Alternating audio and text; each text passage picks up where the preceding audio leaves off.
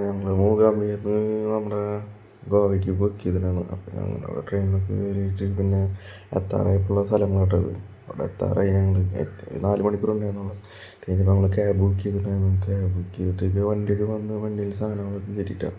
അപ്പോൾ നേരെ ഇവിടെ അഞ്ചുന ബീച്ചിൻ്റെ അവിടെ ഞങ്ങൾ റിസോർട്ട് എടുത്തിട്ടുണ്ടായിരുന്നു. എത്താട്ട റിസോർട്ട് നല്ല അടിപൊളി റിസോർട്ടാണ്, പൂവൊക്കെ ഉണ്ട്. ഞങ്ങൾക്ക് പിന്നെ ഫുഡൊക്കെ അടിക്കാൻ നേരമായപ്പോൾ സൊമാറ്റോന്ന് ബുക്ക് ചെയ്ത് ഞങ്ങൾ ഫുഡ് വാങ്ങിച്ചു. മോർണിംഗ് ആയപ്പോൾ ഞാൻ നേരത്തെ എനിക്ക് പൂളിലൊക്കെ ഇറങ്ങിയിട്ടാണ്. നല്ല രസമാണ്, അധികം താഴ്ചയൊന്നുമില്ല.